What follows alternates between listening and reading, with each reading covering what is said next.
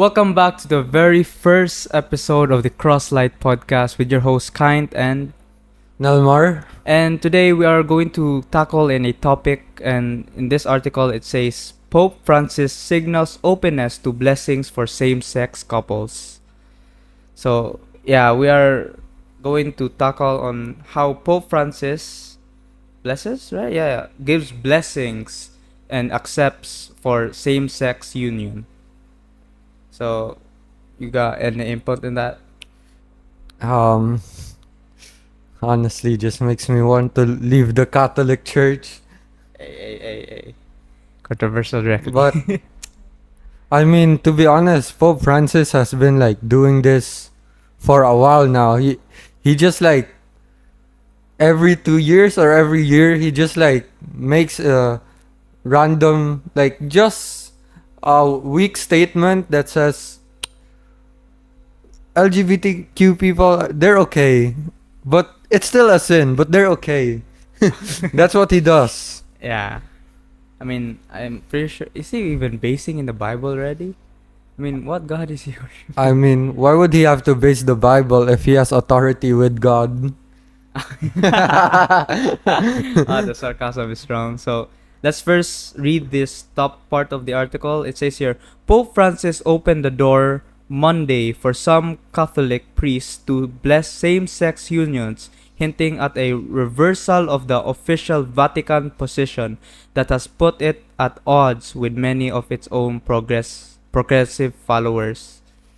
So, Keyword here progressive and progressive Christians. I think the first thing Pope Francis really got wrong with is like the church shouldn't progress, because when Jesus came to build the church, he didn't build the church to change. If he did that, he would have stayed, or he would have not made the message clear. Yeah. And the problem with what's happening right now is we're kind of going to a stage wherein people want to see change and like to see change, but that doesn't apply to the church, because what Jesus brought to all the apostles and what the apostles brought to the entirety of Christianity, if you go back to the church fathers, they already got it right. So we shouldn't change it. That's saying that the church fathers got it wrong when they had they were closer to Jesus, the Son of God. And when you're saying church fathers, you mean the apostles, right? Yeah, the first apostles. Yeah. So to continue the article, it says, however, Francis outlined some major caveats, including that they should be decided on a case-by-case basis and not even as equivalent to heterosexual wedding ceremonies. So including should be decided on a case-to-case basis and not seen as equivalent to. So is he saying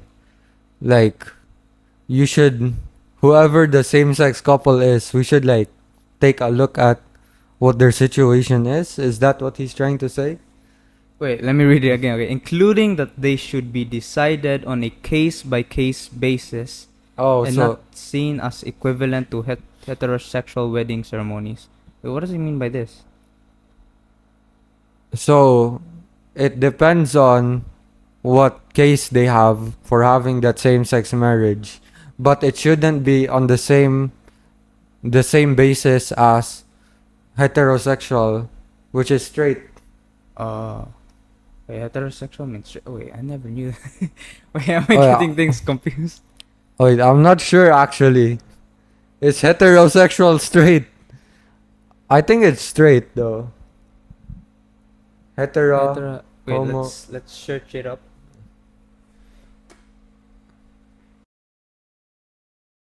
So yeah, that's what he meant.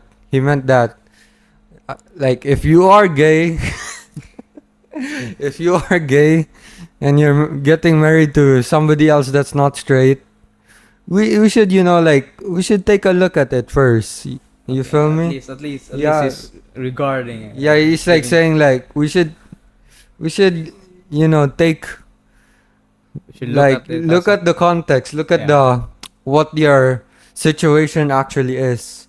And he also said that the heterosexual marriage, a same sex, oh, not same sex, uh, well, a heterosexual marriage is not on the same basis as uh, like same sex, get the yeah, same sex on, yeah. marriage. At least So, it's, yeah. He's I making, mean, I definitely think like maybe 5 years from now, he's gonna be like, oh, actually, he's gonna change it again. and he's gonna make it like equal to Yeah. heterosexual marriage, He's yeah. gonna slowly like add in more details and make it more woke. Yeah, make it a new norm. Yeah. So, to continue, as recently as 2021, the Vatican said it could not condone same sex union because God cannot bless sin. But on Monday, the Pope signaled that there could be exceptions to that stance. Oh, and then here is Pope Francis, you know, having its own, like putting his own idea instead of following what has been for so many years. Yeah. God cannot bless sin. Let's tackle in that statement. God cannot bless sin. Well, on the first case, like, do you agree God is all good? Yeah. So, sin is pure evil. Mm-hmm. Therefore, what can God have to do with evil other than destroy it? Yeah. It doesn't make sense that, like, all good God will have this, like, an all good God would allow evil and would even go as far as to, like, bless it. Well, not, well, yeah. I mean, yeah. I in what I get from this God cannot bless sin is it's ruining the meaning of actual marriage, because marriage is actually for a man and a woman to unite so they can reproduce and have have their kids. I mean, have kids and reproduce in this world. And having a same-sex marriage is just blessing what are you blessing? Yeah. I mean, not heterosexual, but same-sex marriage, cannot reproduce. Well, unless if they adopt, but might not as well get married, because the meaning of marriage is the oneness of body Yeah. from a man and a woman. The oneness of the flesh. Yeah, because in Genesis, you know, God took a rib. Was it a rib? Yeah. In some translation, it was also side, right? Yeah, side Side of of Adam. Adam to Yeah. create So Eve. in Genesis, they've been separated, but also in marriage. But because of marriage, they are one.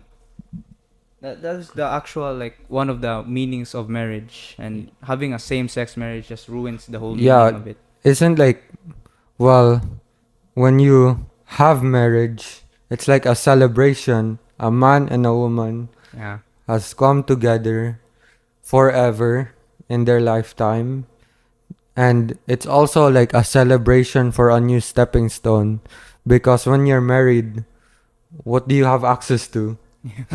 You get access to sex. And what's sex for? Reproduction. Yeah. And like, as Kind said, Same-sex. can you, like, reproduce No. with, like, same sex? Like, that No. doesn't happen. It's not a thing. Yeah. So let's continue. We cannot be judged who only. Oh, wait, what? Sorry. We cannot be judges who only deny, reject, and exclude, said Pope Francis.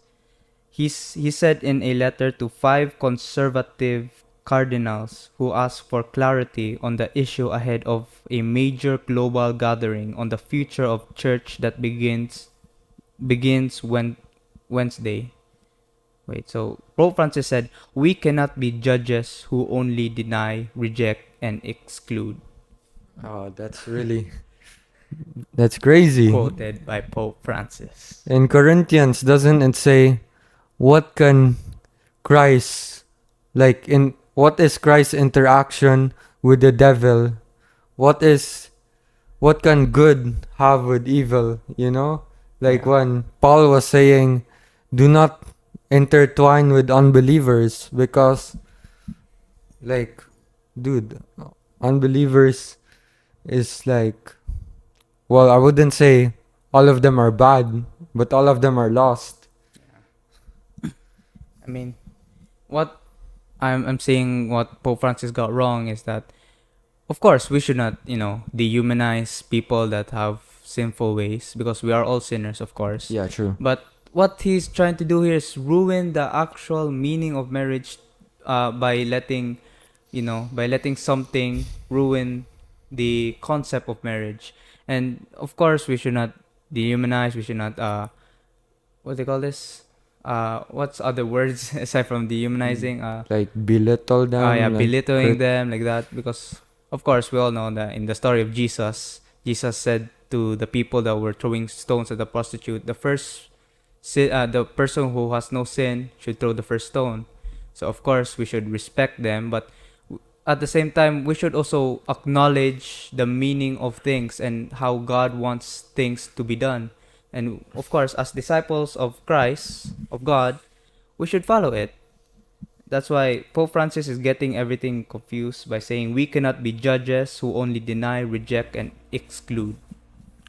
I'm starting to even wonder if like Pope Francis uses the Bible or something.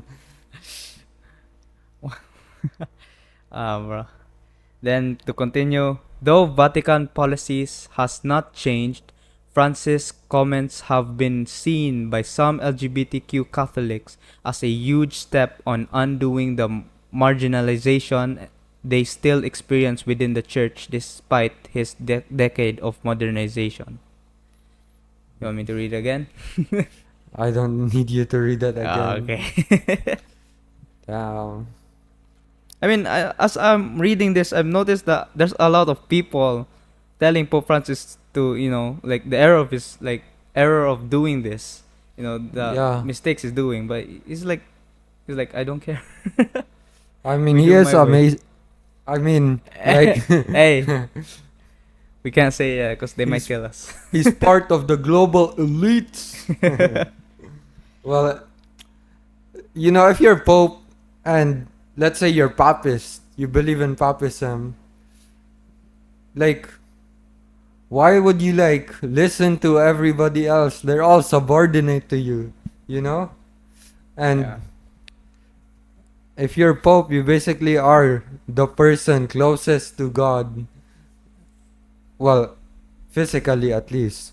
But, I can see why Pope Francis just doesn't pay attention to the criticisms and just gets everything wrong. I have a theory.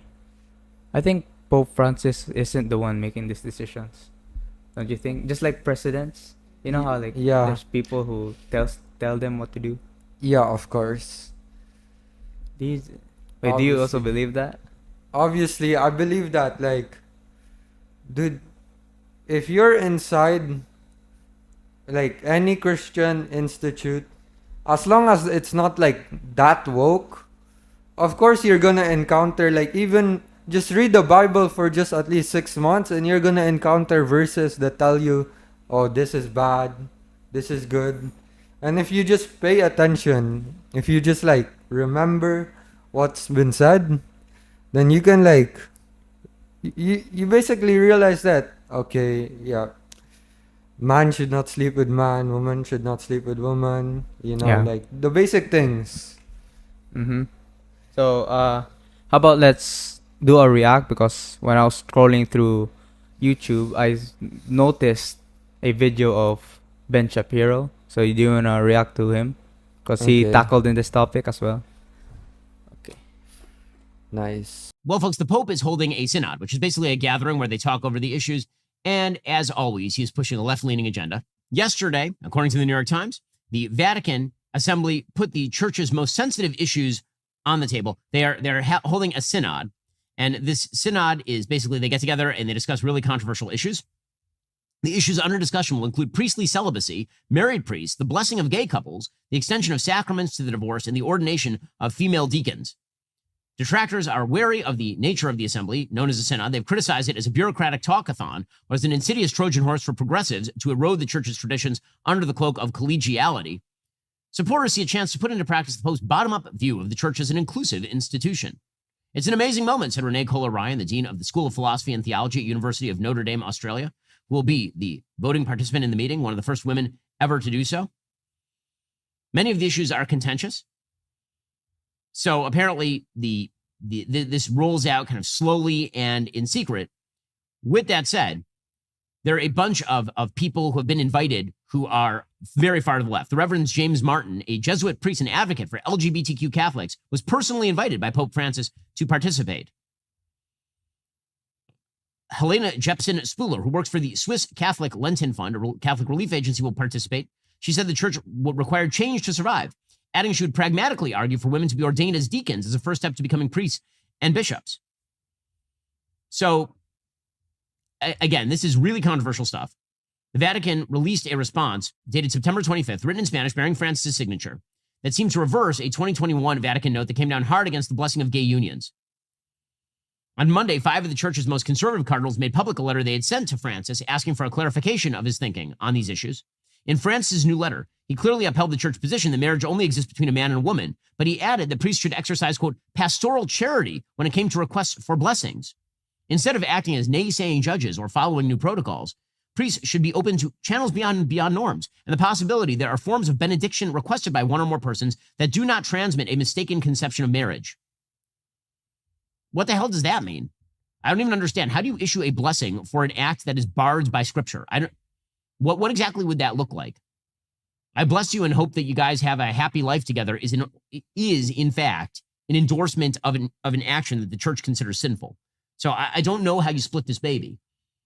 The fact is that Pope Francis' position on these issues feels a lot like Barack Obama's position on these issues circa about 2008.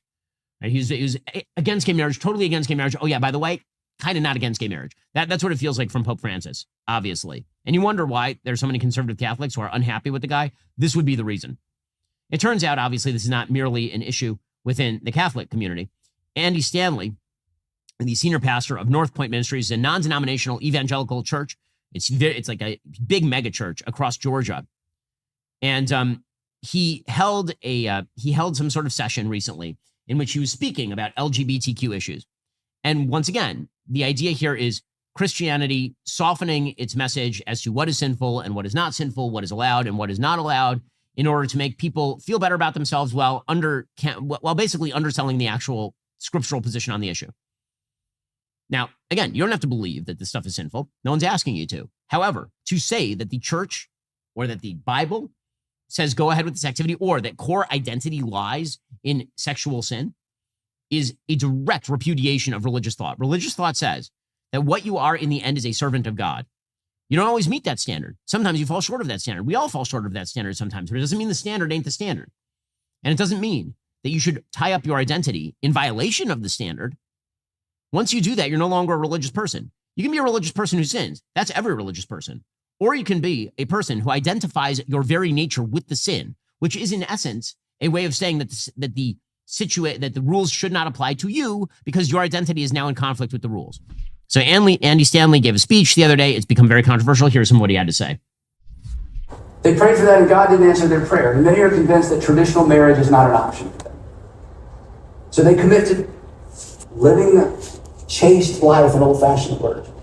And for many men and women who put their faith in Christ, they just decide, okay, I'm just going to buckle down. I'm just going to bear down. I'm just going to be by myself. I'm not going to have family. I'm going to be sexually pure.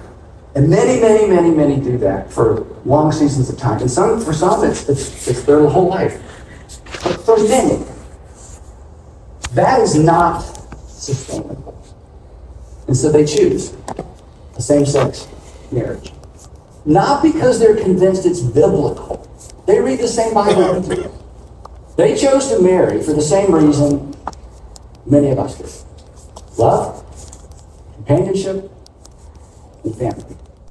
Okay, nobody is suggesting that when gay people, when two men marry each other, that they are doing so out of some sort of misguided desire for hedonism.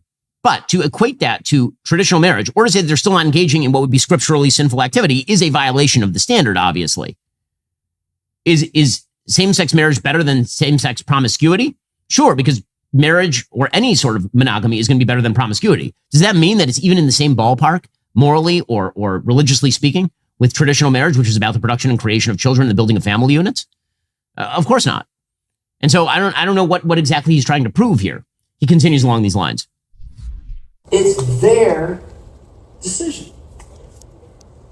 Our decision is to decide how we respond to their decision. Our decision as a group of local churches is how are we going to respond to their decision. And we decided 28 years ago, we draw circles, we don't draw lines. We draw big circles. If someone desires to follow Jesus, regardless of their starting point, regardless of their past, regardless of their current circumstances, our message is come and see and come sit with me. Okay, well, that's totally fine, except for what that requires is the community to say, okay, and now you're going to be admitted as a married couple. That is not what is required. Because in any religion, take my own religion as an example, because I know it better than Christianity, obviously. If you walk into the synagogue on Saturday or on Shabbat and you have a cell phone, nobody's asking that you leave. If, however, you say, I am a cell phone carrier, this is my identity, I'm going to use my cell phone. And in fact, it is up to all of you guys need to acknowledge that my use of a cell phone is morally legitimate on the Sabbath. Don't come to shul, right? Don't come to synagogue. People sin, they make mistakes all the time. So yeah, that I like also his example, just like ours. Like, why then marry? Just don't marry. Just like with the phone carrier, then don't go to the synagogue, right? Yeah, Because you're ruining he the made a lot of points image. just similar to us. Yeah. Like, what is Pope Francis even doing? Yeah, it's like saying when what was that, the pastor, right? The pastor Yeah. said we should what did like how we act, right? Was that it? He said something along the lines of, I didn't really it's hear. their decision. Oh yeah. But in many ways, that's very wrong. It's not their decision. It's God's decision. Yeah. And by faith, they follow, you know? Yeah, because we all have to follow the standard, right? Yeah. Which And is we God. can't just like manipulate it. It's like saying if you see a murderer and you say it's okay because it's their decision, right? Yeah. Yeah, no. The reason why that murderer is doing something wrong, or we know he's doing something wrong, is because it's we're basing it on the moral standard. Yeah. That's why they're not really following the moral standard anymore when it comes to same-sex marriage. Yeah. It's just a big issue of like progressing Christianity to fit what society wants. Yeah. And I feel like this is where most of the problems have come. Like, society as a whole, we all have the same passions, right? Yeah. And the reason why you see a collective group that is going towards like, I wouldn't say hedonism, but almost hedonism. And I feel like just society as a whole, we all have the same passions. We all have the same innate like animal desires, Yeah. but we don't have the same like purpose in life, which is what makes all of us get manipulated so easily. That's what molds society for it to like be woke. And if Yeah. you don't have religion in the middle of if you don't have religion in the middle of it, because religion, I won't say like religion is a societal concept, but I definitely add that religion can really help mold a society Yeah. into something that like advances. And understands and progresses, not in that progressive way, but yeah, like religion attacks our primal desires, and Yeah. if we don't have our primal desires, we only have our purpose left, which Mm-hmm. is to serve God. Yeah. I mean, also like one thing that I'm not really sure because I didn't really hear, but I'm pretty sure he said the pastor said that you know he's trying to justify same-sex marriage because they're trying to seek God, right? Yeah, But of course, all of us is trying to seek God. But if we don't change our sinful ways, then are we really trying to seek God, or yeah, we're just doing it for the sake of it? it's like you're driving a car, and let's say you're in destination B. Yeah. Someone else is going to destination B, and you know they're trying to go to destination B, but they're going through a road where there's a dead end. But you're saying, oh, but they're trying to seek God just like us. Yeah, they're going to And destination B, but yeah, they're trying to go to destination B, but they're going to a dead end. And that doesn't make sense. If you're an actual humane person, you yeah, tell them, yo, you should take a turn, you know? yeah, And that's just like what people are getting wrong with this LGBTQ stuff. yeah. I mean, you just said that the thing you're doing, trying to seek God. That's a good thing, but Yeah, of course, you have to also warn them that you know there's something weighing them down. That's why they can't yeah, truly seek God. And of course, all of us are sinners. We all try to yeah. seek God with sin, but if we don't try to change those sins that we have, then yeah, Then it's just gonna weigh us down. we'll all fall short. Yeah. So As long as you acknowledge the standard, it's not a threat to the community standard. The threat to the community standard comes when you force any institution to change its standards for you and your standard of behavior. By the way, this happens all the time in the Jewish community. Right? In Sephardi communities, it's very common to see guys walk in to shul on Saturday and they've got the cell phone in their pocket and no one bats an eye. Would those guys pick up the cell phone in the middle of the service and start talking and then ask that everybody, give them space? No, that's not a thing they would do. Respect for the standard is not the same thing as keeping the standard, but the problem is that our religious leaders are now blurring that distinction because they think it's too much to ask people to admit their own sin, which of course is the entire purpose of religion. The entire purpose of religion is to say, I acknowledge the standard even if I'm not fully capable of meeting it all the time. So yeah, what I also got from what he just said is, you know, of course we should love everyone, even those also like sinful people, because we're also sinful. But love requires discipline and responsibilities, right?